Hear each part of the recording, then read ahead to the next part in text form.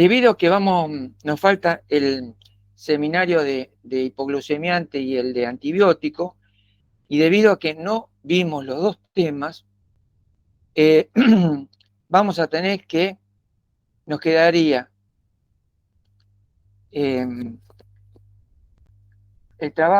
seminario de antibiótico, no importa el número, el seminario de antibiótico nos quedarían del 4 al 6 de noviembre, el seminario de hipoglucemiante, el último, del 11 al 13, y el segundo parcial sería el viernes 16. No me queda otra. No me queda otra. Y el lunes seguramente siguiente sería ¿cómo es? El recuperatorio. Bueno, ¿alguien tiene alguna duda, por favor, con respecto a esto que les comenté recién? Profe, no sé si tienen la posibilidad de extensión del cuatrimestre, o sea, para presentar la nota, pero era el 15 el último día para presentarle avisos por las dudas, como dijo parcial viernes 16. Sí. Gracias. Sí, lo tengo presente. Dijiste el 15. Lo voy a anotar para preguntarlo, pero sí. Comparto plenamente con vos y gracias por tu comentario. ¿El 15 o 16 era? Profe, el viernes no es 16, el miércoles es 16, es viernes 18.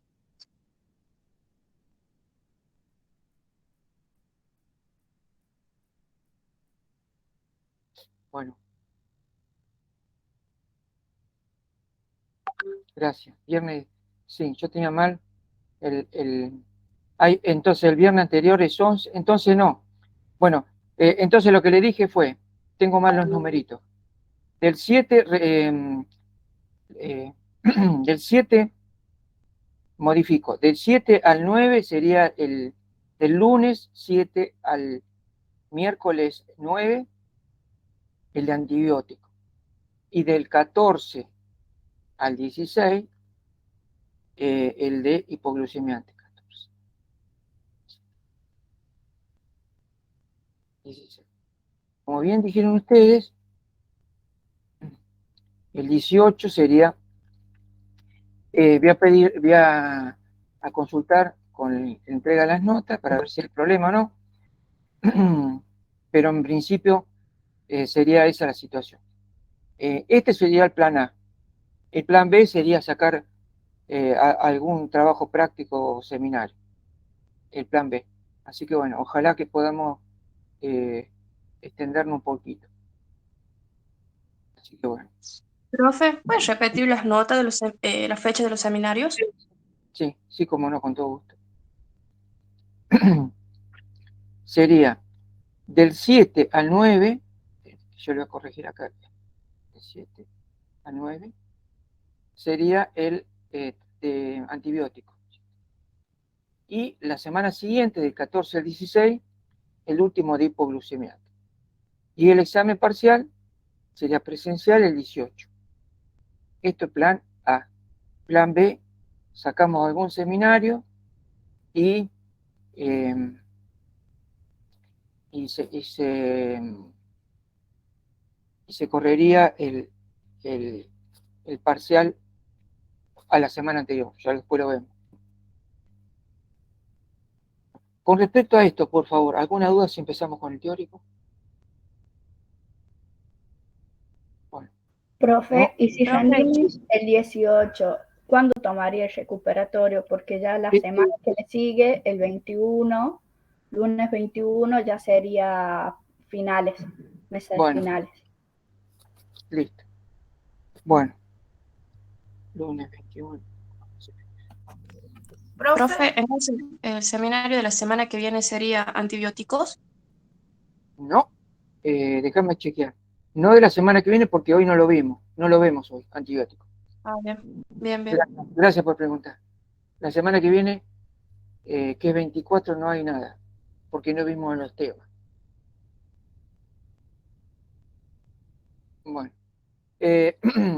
Entonces, bueno, muy posiblemente, se lo voy a confirmar, pero muy posiblemente entonces ya vamos a sacar el seminario de antibiótico, que sería, después se lo voy a confirmar, que sería el del 7 al 9, ahí sería el de hipoglucemiante, y el viernes 11 sería, como estaba programado, el parcial. Muy posiblemente, por todo lo que me están diciendo ustedes, que si el lunes comienzan los finales, es una falta de respeto de mi parte complicar lo que quiero aprender. Así que no, muy posiblemente va a quedar así. Gracias, Tri. Buen día. Y en caso de que el parcial sea el viernes 11, ¿el recuperatorio cuándo quedaría? ¿El próximo viernes? No, gracias por preguntar. Si el recuperatorio el viernes 11, el parcial el viernes 11, el recuperatorio es el 14, que no choca con el inicio de la mesa de examen, que es el 21. El 14, te respondo.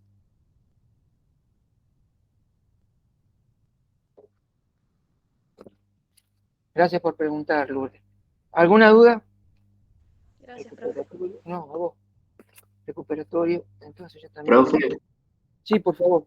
la semana que viene, entonces, ¿qué seminario tenemos? Ya te respondo. Si el recuperatorio sería entonces el 14.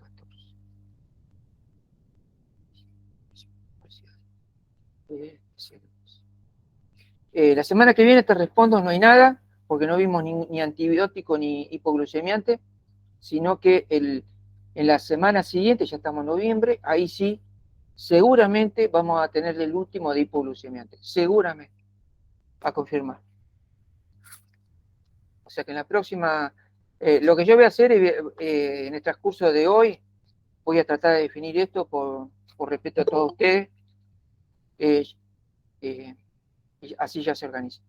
Bueno, comenzamos el teórico. Hoy yo le dije que no iba a dar el teórico hoy, bueno, pero al final hubo un cambio, etcétera, etcétera.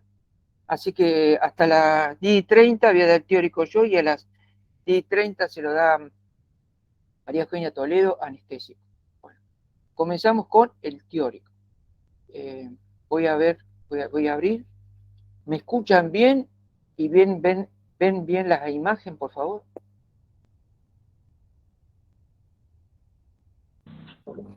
Sí, profe. Gracias, muy amable. Bueno, vamos a recordar un poquito de lo que habíamos visto en la última clase. Habíamos visto la farmacología del sistema nervioso central. Habíamos comenzado a hablar de la ansiedad, de los fármacos ansiolíticos.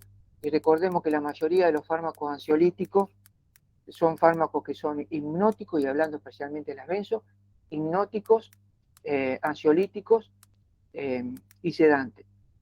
Después habíamos visto también en la clase anterior, por una necesidad de trabajo práctico, habíamos visto otro de los fármacos que actúan sobre el sistema nervioso central, que son los estimulantes.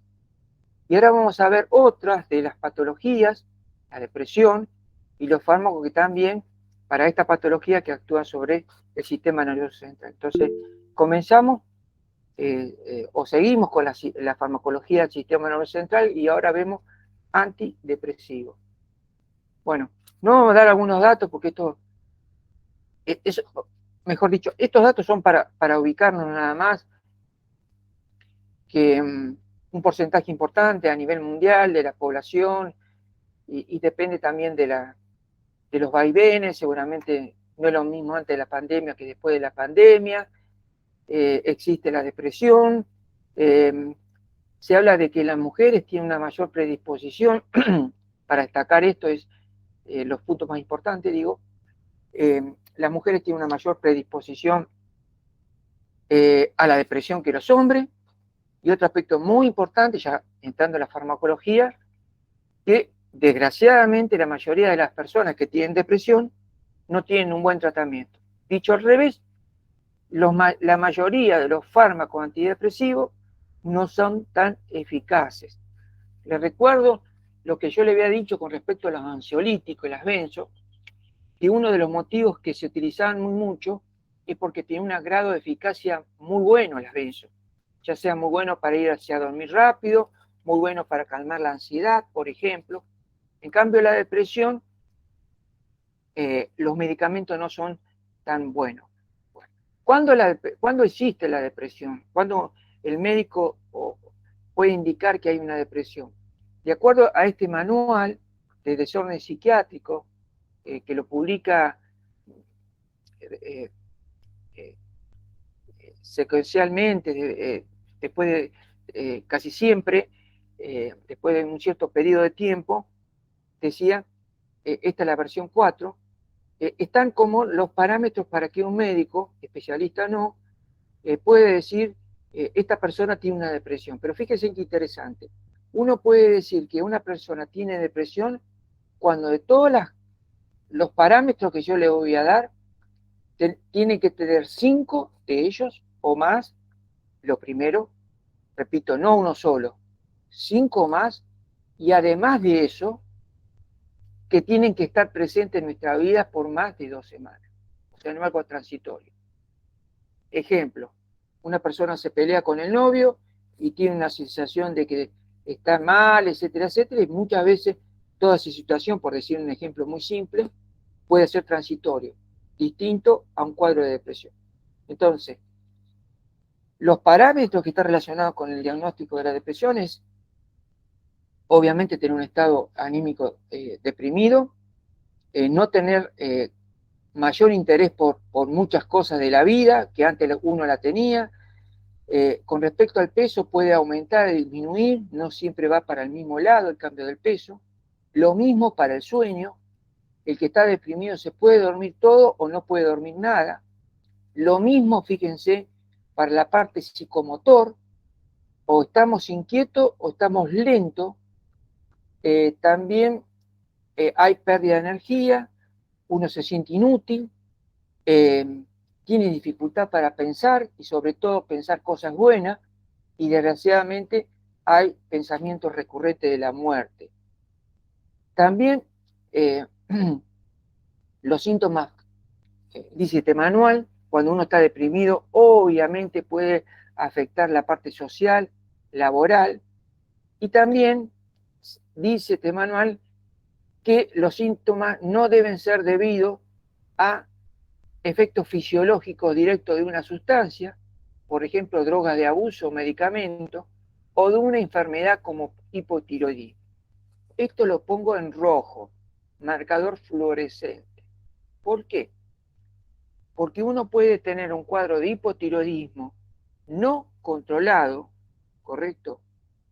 O que estaba controlado y por algún estrés del paciente, un cambio de temperatura, etcétera, se desregula el sistema tiroideo, y ese paciente va a terminar con no tiene ganas de hacer nada, tiene ganas de dormirse todo, no tiene interés, aparentemente, y todo eso es como que pinta para un cuadro típico de depresión, y en realidad es un cuadro oculto de regulación de la medicación, porque esa persona tiene problemas de hipotiroidismo. Si tienen dudas, me avisan, por favor, de lo que hablo. Con respecto a la depresión, existen 2 tipos de depresión. Esto es muy importante. Recordemos que la depresión es una de las enfermedades con el estado de ánimo. Puede ser una depresión unipolar cuando nuestro estado de ánimo va en una misma dirección. O sea, estamos bajoneados. Depresión bipolar es un día o un momento estoy bajoneado y otro momento curso con un cuadro de muchísima energía. No solamente quiero solucionar los problemas de mi vida, de la familia, sino del mundo. Esto es manía. Entonces, la depresión bipolar va en los 2 sentidos, el de excitación, manía, y el de baja de la energía, depresión. Entonces vimos recién cómo se clasificaba, cuáles eran los parámetros para clasificar que hay dos tipos de depresión. Y fíjate este cuadro animado, si la línea verde es el estado de humor en forma estable, bueno, cuando estamos con depresión, ese estado anímico está bajo, lo que se dice estamos bajoneados, manía, lo que le dije recién, es lo contrario, puede haber una hipomanía, y el mixto es lo bipolar. Bueno, esto es muy interesante y muy importante. ¿Por qué uno se deprime?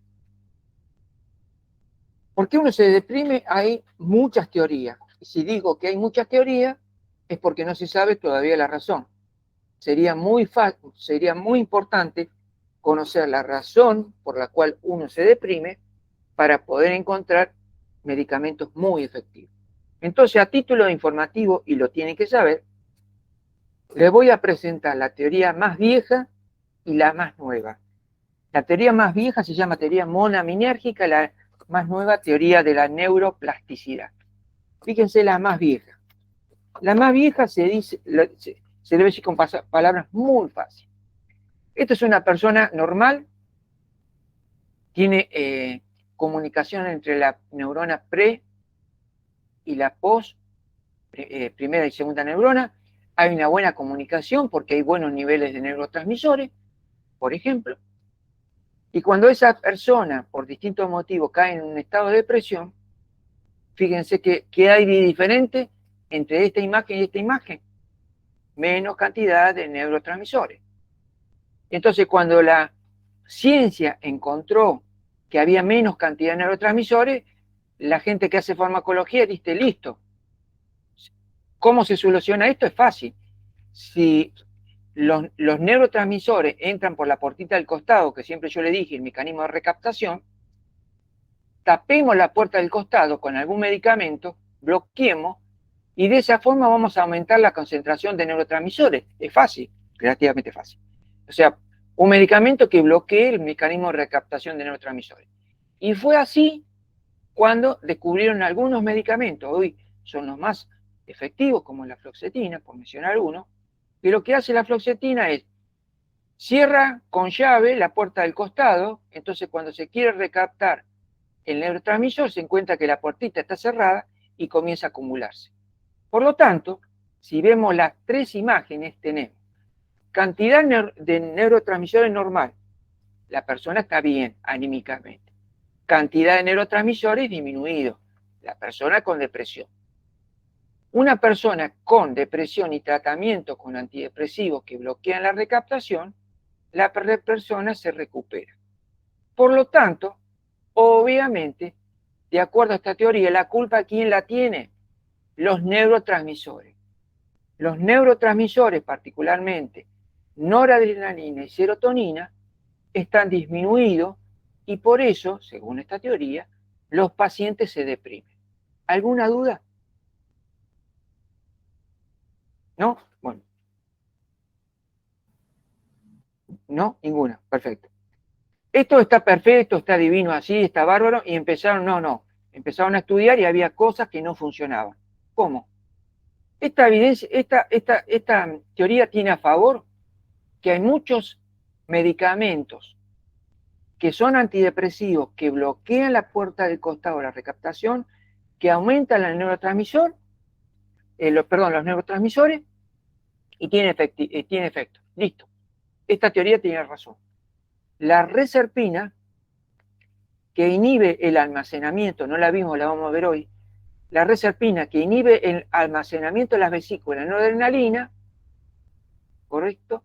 También aumenta la neurotransmisión y tiene efecto antidepresivo. La reserpina no se utiliza como antidepresivo, pero se demostró que esto también podía funcionar. ¿Qué es lo que va en contra? Fíjense de la teoría. En contra. La cocaína. La cocaína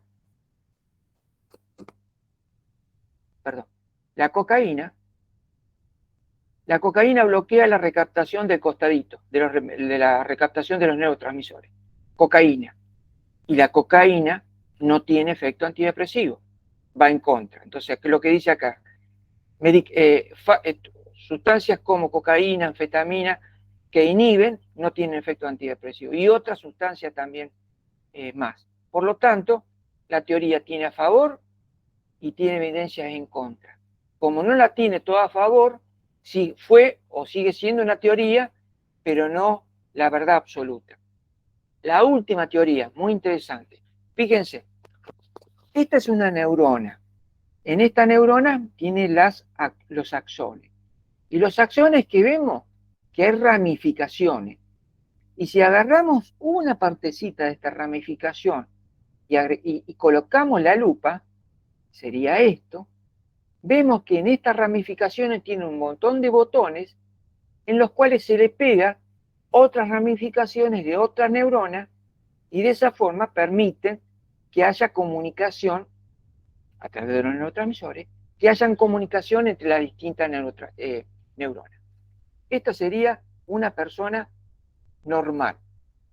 Normal es una cierta cantidad de neuronas, pero con muchas ramificaciones, comunicación entre las neuronas normales. Paciente en estado depresivo. ¿Qué vemos con respecto a esta imagen anterior? Es como que tuviéramos un árbol que tiene menos ramificaciones. Claramente. Por lo tanto, si aumentamos ahora y colocamos la lupa, en la misma partecita, imaginariamente, encontramos que los botones de la comunicación están disminuidos. Por lo tanto, podemos deducir que la comunicación entre las dos neuronas no es buena. ¿Qué es lo que hacen los antidepresivos?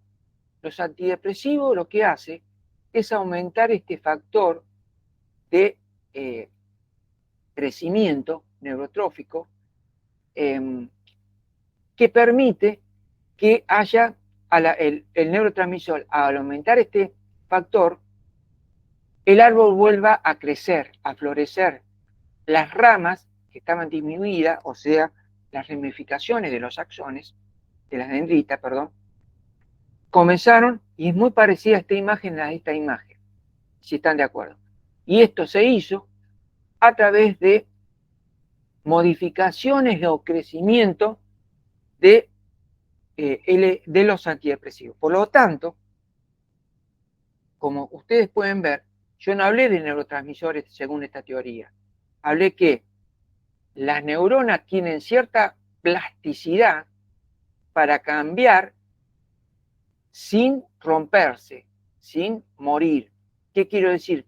Que en una situación de estrés, de depresión, esas neuronas a través de su plasticidad cambian su forma, y se demostró que las personas que tienen depresión y disminución del volumen del cerebro, claro, es coherente.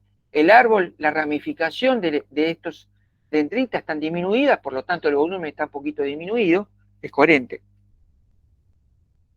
Y otra de las cosas interesantes, se sabe que el efecto antidepresivo, al que tiene efecto antidepresivo, al paciente que por suerte tiene efecto antidepresivo, el efecto no ocurre rápidamente. Dicho de otra manera, tengo un dolor en la rodilla, me tomo un analgésico, a las 2 horas se me fue el dolor. Antidepresivo. Tengo depresión, tengo que tomar durante por lo menos 2 semanas para que tenga, si ocurre, un efecto antidepresivo. Entonces, ¿qué es lo que pasa acá? ¿Por qué tanto tiempo se necesita de tratamiento? Y aparentemente se necesita que haya mayor crecimiento de estas comunicaciones, de estas dendritas que estaban disminuidas. ¿Hasta acá alguna duda? Por favor. Profe, entonces sería correcto pensar que en este caso, digamos, la depresión tiene un origen anatómico por esta falta de conexiones. Está bien. Sería un tema como, ¿cómo puedo decir? Sí, no sé si anatómico, sino si se podría decir de conexión de neurotransmisor, y que lleva como consecuencia de eso a que la anatomía del cerebro, el volumen del cerebro está disminuida. Algunos de ustedes seguramente han escuchado, o el médico le ha dicho, que si usted tiene un estado de depresión leve, por supuesto, tiene que salir a caminar. No me digan que no escucharon eso. ¿Sí o no? Sí, sí, profe, la actividad física está indicada para pacientes con depresión. Bueno. ¿Saben lo que hicieron en el laboratorio? Fíjense qué interesante.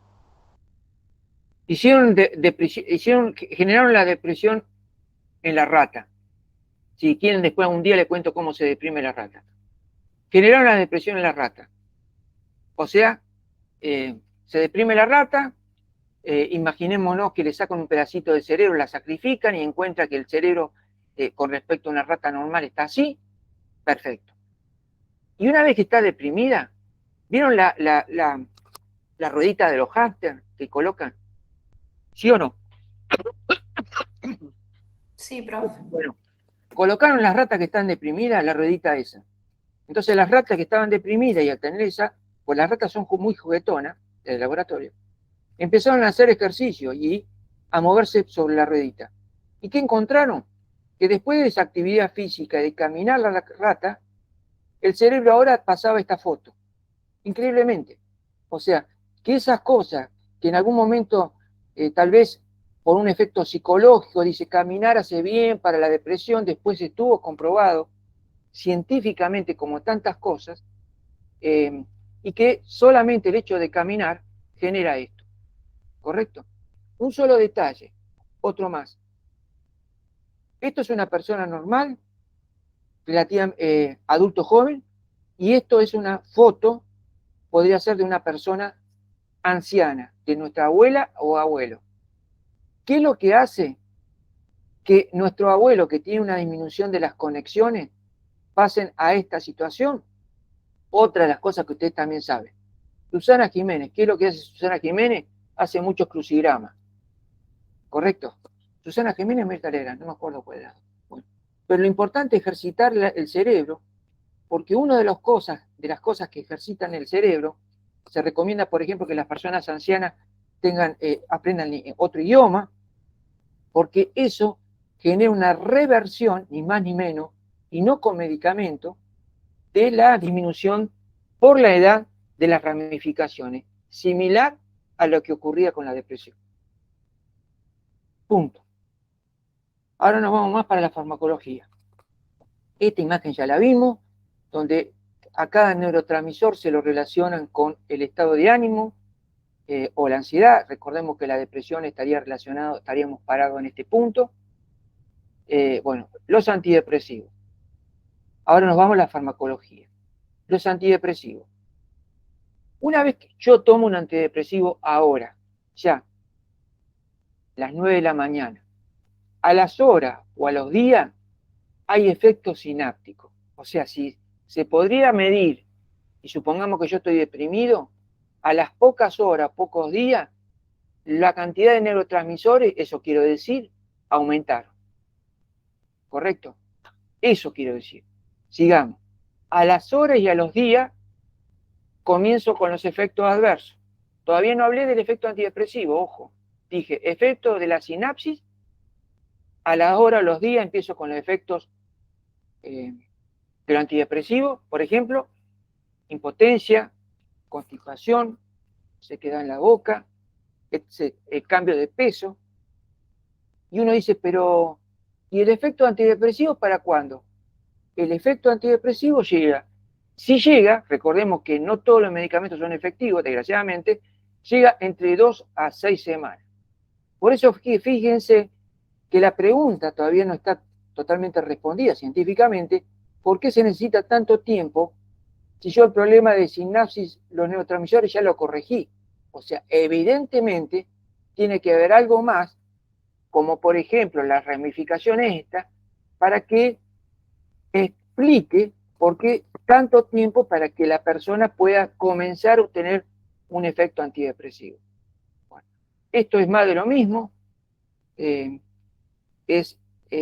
Antes del tratamiento, pocos neurotransmisores, me tomé una pastilla, comenzaron a regularizarse, pero no aparece el efecto antidepresivo, y el efecto a largo término, o sea, tratamiento crónico, después de un tiempo, aparecen cosas, modificaciones en nuestro cerebro que permiten revertir la depresión. Farmacología pura. La clasificación de los antidepresivos se puede hacer en base a los que inhiben la recaptación de aminas. Cuando hablamos de aminas, hablamos en este caso particularmente de nor y serotonina. Entonces tenemos los más viejos antidepresivos tricíclicos, como por ejemplo la amitriptilina, imipramina, y después otros más nuevos. ¿Cuál es la diferencia entre estos y los anteriores? Que los viejos inhibían la serotonina y no la adrenalina. Y los nuevos se encontraron que tenían mejor resultado si se inhibía solamente la recaptación de serotonina. Esto es inhibidor, la I, de la recaptación selectiva de serotonina. Y ahí tenemos la fluoxetina, que es bastante común en los tratamientos que dan los psiquiatras, o la sertralina, por ejemplo. Después tenemos otro grupo de antidepresivos muy en desuso. Profe, Gracias, sí. disculpe, dijo que cuál era la diferencia entre los viejos y los nuevos antidepresivos. Gracias. Los viejos inhiben la recaptación de dos neurotransmisores, noradrenalina y serotonina.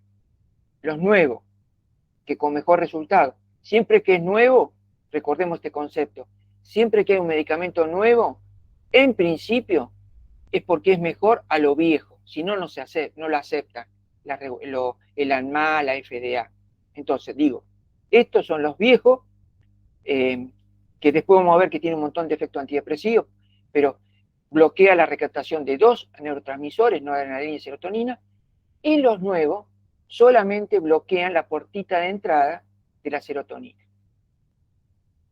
Segundo, inhibidores de la monoaminoxidasa, que pueden ser, ahora lo vamos a ver, selectivo o no, reversible o irreversible, y que recordemos que al inhibir esta enzima, los neurotransmisores no se metabolizan dentro de la neurona y por lo tanto vamos a tener más neurotransmisores. Es otra forma. O sea, una forma, bloqueamos la puertita del costado.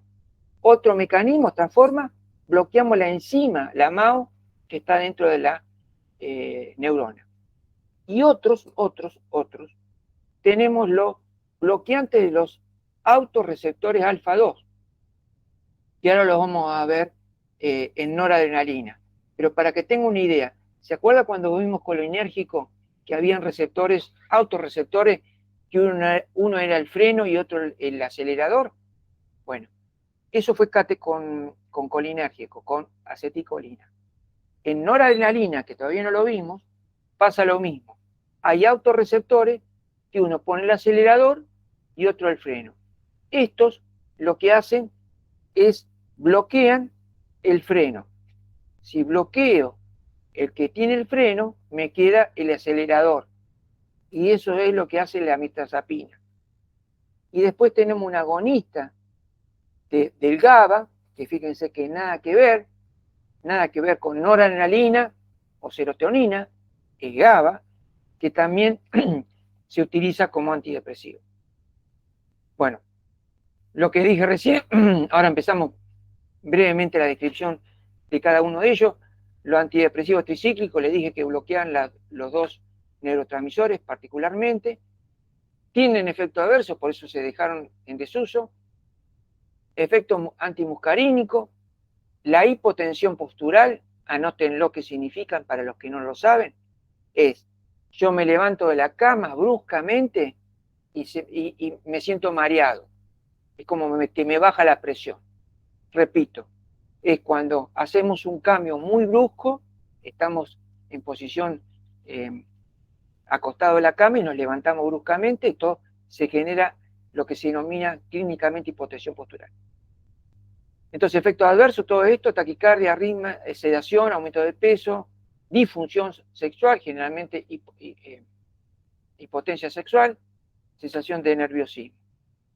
Y lo que hacen los tricíclicos, bloquea la recaptación de noradrenalina y de serotonina. Después tenemos los selectivos, que están acá los usos, particularmente, por supuesto, en la depresión, y que también, bueno, los selectivos obviamente bloquean solo la serotonina. Acá hay un ejemplo de los selectivos, la fluoxetina. Decía, los selectivos también tienen sus problemas. Pueden producir náusea, dolor de cabeza, insomnio,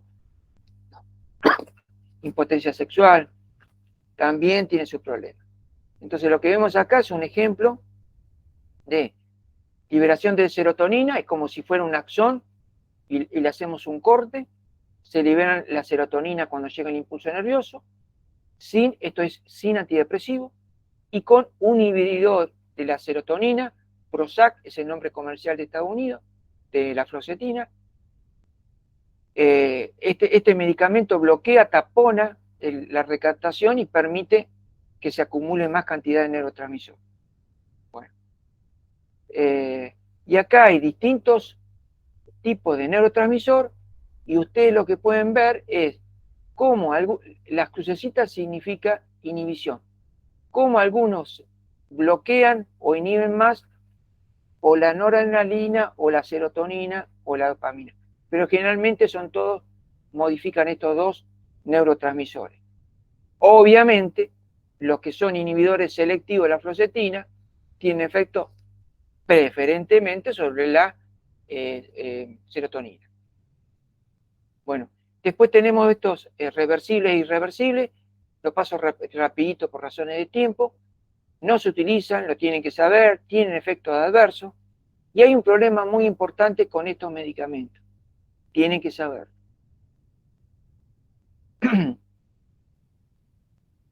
Hay algunos productos que tienen queso o vinos que tienen, vino tinto, que tienen tiramina. La tiramina es una amina simpático-mimética, que la vamos a ver hoy, de acción indirecta. O sea, mimetiza al simpático, o sea, la noradrenalina, y tiene un efecto indirecto. Dicho de otra manera, la tiramina es como si fuera un chorro de noradrenalina que aumenta la presión arterial. Entonces, volvemos al ejemplo. Podemos ingerir queso con tiramina o podemos tomar vino que tiene tiramina, vino tinto. Esa tiramina que llegan por los alimentos, por el intestino, después pasa por el hígado, está la MAO que se encarga, para que no tengamos problemas de presión, de metabolizar, y de esa forma hay metabolito inactivo.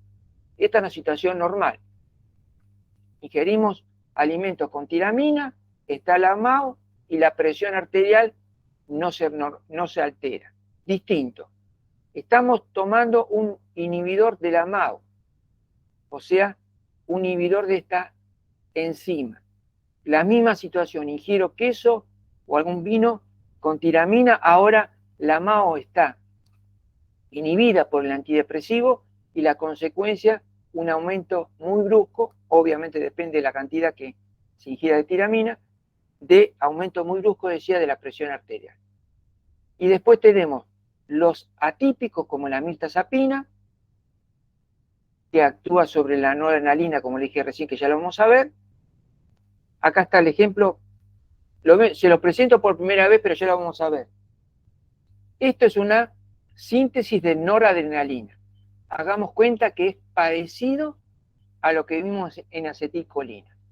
Es decir, que a través de un sustrato, tiramina, la tiramina a partir de una enzima pasa a dopa, a partir de otra enzima pasa a dopamina, la dopamina por una puertita que pasa solamente dopamina, se almacena, pero si la vesícula tiene una enzima, esa dopamina se metaboliza en noradrenalina. Llega el impulso nervioso, llega el calcio que ingresa permite todo el mismo relato de la acetilcolina. La vesícula con esta entrada de acetilcolina permite que las que están próximas se peguen a la terminación y por proceso de exocitosis se produce la explosión de la vesícula, se rompe y sale lo que tiene adentro, que es noradrenalina. La noradrenalina, al igual que la acetilcolina, empieza a tener distintas posibilidades, se va por acá, difunde allá lejos, actúa sobre sus receptores o actúa sobre sus autorreceptores. Entonces acá tenemos este que frena y este que acelera la liberación de noradrenalina, igual que acetilcolina. Uno frena y otro aumenta. ¿Correcto? Primero, este tiene menos sensibilidad, por lo tanto, cuando sale noradrenalina, este que tiene menos sensibilidad se activa y dice, che, acá afuera hay poca noradrenalina, el mismo cuentito, sigan tirando noradrenalina acá afuera porque hay poca, y cuando hay mucha, ya se estimula este, porque tiene un umbral más alto para la activación, y dice, hasta acá llegamos, frenemos, porque acá hay mucha noradrenalina. ¿Qué pasa? La mirtazapina bloquea el alfa-2. Entonces lo que yo le decía, si yo bloqueo el freno, es como que se rompe el freno del auto, me queda solamente acelerando el auto, supongamos que sea un auto automático. Entonces, bloqueando el freno, nos quedamos con el acelerador. Esto sería el mecanismo de la noradrenalina, perdón, de la mirtazapina. Bueno, hasta acá todo lo que vimos fue antidepresivos, que era la depresión, clasificación, los antidepresivos más importantes, mecanismos de acción y efectos adversos. Todo lo que tienen que saber. Pasamos a otra enfermedad, que es la manía. Disculpe, profe, una pregunta. En todo caso, ¿cuál podría ser un antidepresivo recomendable para una persona hipertensa? Ah, está bueno. Para una persona hipertensa se daría cualquiera menos los inhibidores de la MAO. Pero vamos a la práctica clínica. Hoy los psiquiatras descartaron ya los inhibidores de MAO, descartaron los antidepresivos tricíclicos. Hoy la mayoría de los psiquiatras están dando, la mayoría, los inhibidores de la recaptación de serotonina. También, bueno, básicamente esa es tu respuesta. No me quiero ir mucho más para no. Esa es la respuesta. Gracias por preguntar. Bueno, ahora vamos a la depresión. Sí, perdón, ¿otra pregunta? No, profe, para preguntarle si era verdad que uno de los efectos adversos de los antipsicóticos podía ser inducir la depresión, que creo que lo había leído, pero no estaba segura. Sí. Los medicamentos antipsicóticos, yo no sé si lo vamos a tener efecto, si lo vamos a poder ver hoy, pero ojo con los medicamentos. Uno puede tener un efecto antipsicótico, perdón, el psiquiatra nos puede dar un medicamento, esto se lo comenté en la última clase, se lo repito ahora, no importa.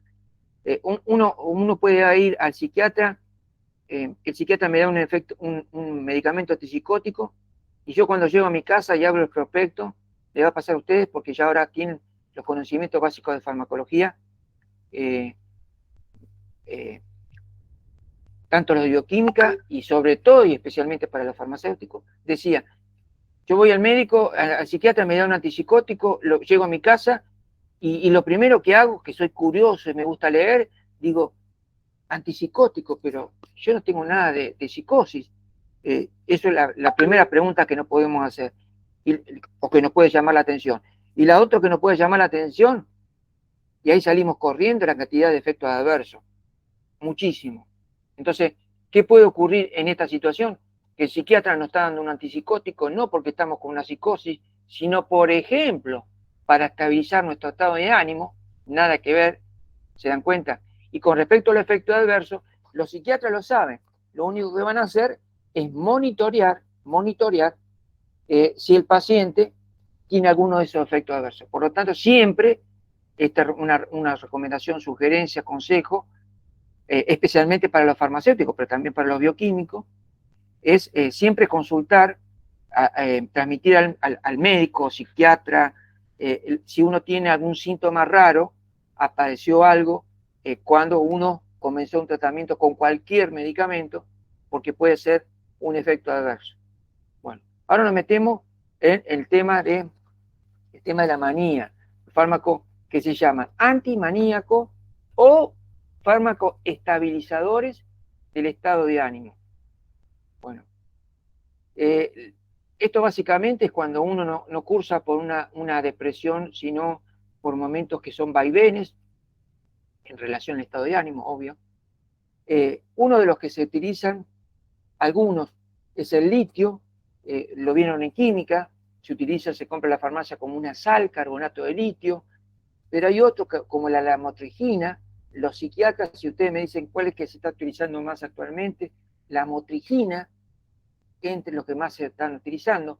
El litio fue el primero, fue muy llamativo como el litio, cuando se descubrió algo tan simple, litio, como que yo le digo sodio, es como un elemento de la química tan insulso, bueno, tenía un papel fundamental porque empezó a utilizarse en la psiquiatría. Pero el litio tiene algunos problemas. Primero, con respecto al litio, lo que dice acá es los efectos que tiene, bueno, para controlar o retardar la manía. ¿Cómo actúa el litio? Modificando los neurotransmisores. Fíjense que está hablando, repito, porque no es un medicamento complejo, es un metal, es un elemento de la química. Entonces decía, aumenta la neurotransmisión, también se sabe que, lo tienen que saber, que tiene un mecanismo más o menos definido, que es el que le estoy mostrando, que se utiliza para cuando uno tiene una manía o un desorden bipolar, pero este es el problema. ¿Por qué poco a poco se dejó de utilizar? Porque tiene efectos adversos. ¿Y por qué tiene efectos adversos? Si uno puede decir, bueno, la mayoría de los medicamentos tienen efectos adversos. El problema es que el índice terapéutico es muy estrecho. O sea, el límite entre lo bueno, o sea, lo terapéutico, y lo malo, efectos adversos, el límite ahí no más. Por eso que si el médico dice, bueno, no nos queda otra que utilizar litio, es conveniente que el bioquímico haga un monitoreo de los niveles plasmáticos, porque puede producir desde hipotiroidismo, fatiga, una diabetes insípida a nivel renal. Y lo que se sabe es que al aumentar los niveles de la concentración de litio plasmática, comienzan a aumentar los efectos adversos, que puede ir desde estar irritable hasta una convulsión. Fíjense que son síntomas o signos importantes. Por eso que es muy importante el monitoreo. Bueno, esto también es importante, fármacos que pueden producir depresión. Recién habían comentado una de sus compañeras que los antipsicóticos podían producir un cuadro de depresión, pero fíjense que también hay cuadros relacionados con anticonceptivos orales, para algunas personas cafeína, teofilina, descripción, también pueden producir depresión, corticoides, el alcohol, el propanolol, estoy hablando de las cosas más o menos comunes. Bueno, ¿alguna duda, por favor? Profe, usted había comentado en la clase pasada que antidepresivos, antimaníacos y no me acuerdo qué otro no iban a entrar en el parcial, que iba a entrar solamente en el examen final. Ahora, como lo dio, ¿entraría también en el parcial? Sí, totalmente. Sí. Te repito lo mismo. Si dije eso, fue un error mío. Todo lo que estamos viendo en el parcial, en los teóricos, todo lo que yo le explico entra en el parcial. Lo que no le explico entra en el final y siempre pueden preguntar. Bueno, por ejemplo, ahora antipsicótico, no tengo tiempo, no va a entrar, si quieren anotarlo, yo lo voy a anotar después. Antipsicótico no entra en el examen, en parcial, y sí entra en el final. Bueno, ¿alguna duda hasta acá? ¿No? Bueno. A ver, yo estoy...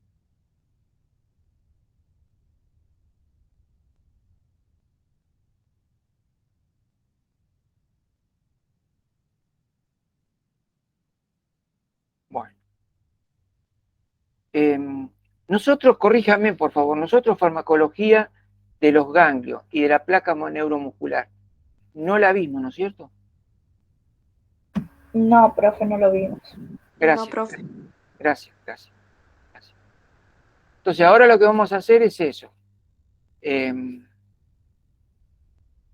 Vamos a dar ganglio neuromuscular, noradrenérgico, hacemos un descansito y di 30 vemos anestésico y nada más.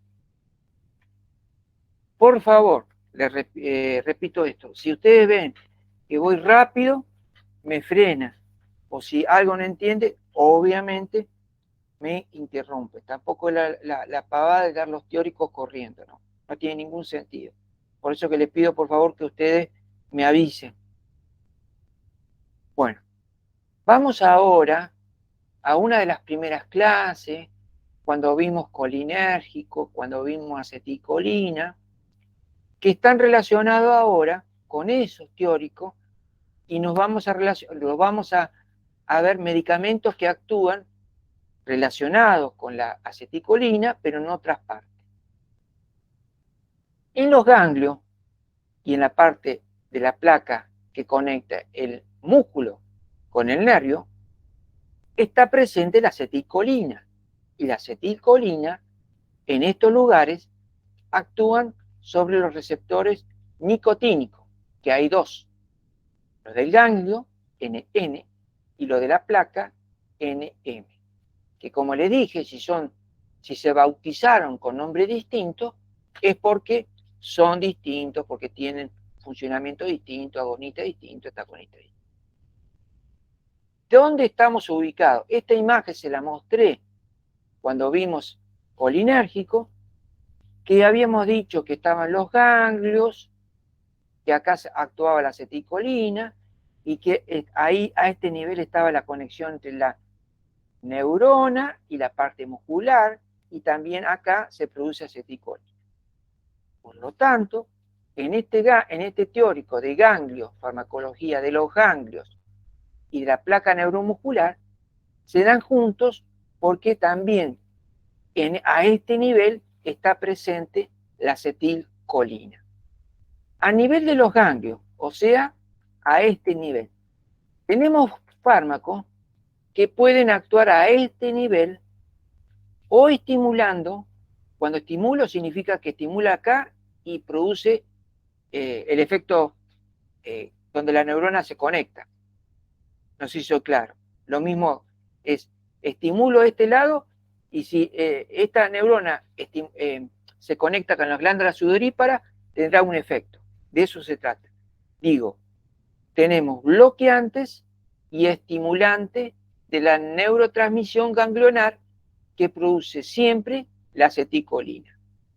Dentro de los estimulantes tenemos algunas sustancias naturales como la nicotina del cigarrillo, la novelina, y otros con origen sintético, tetrametilamonio. Son estimulantes.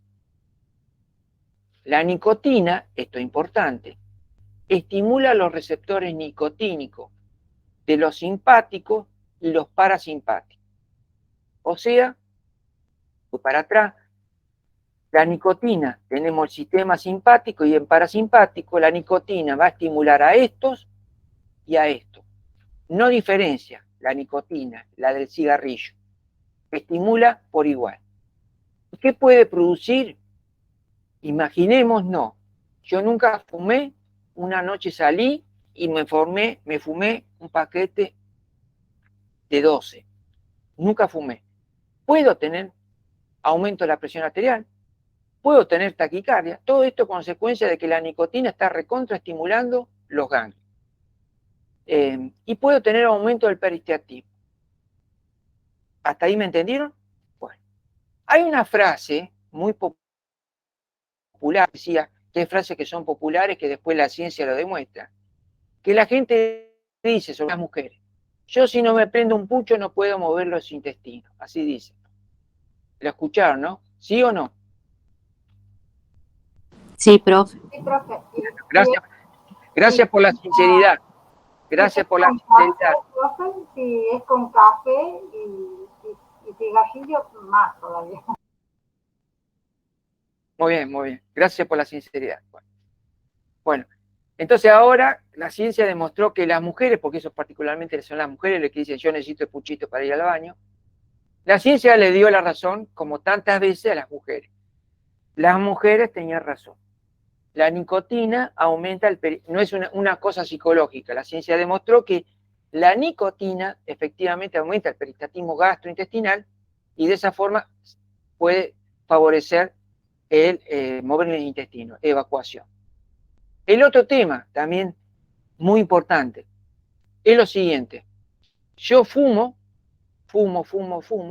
y después de 10 años, 5 años, a lo mejor alguien de los que están escuchando el teórico puede haber pasado esta situación, dejo de fumar de golpe, porque ya me recomendó el médico, no quiero fumar más, y al día siguiente estoy mareado. ¿A alguien le pasó? Sí, profe.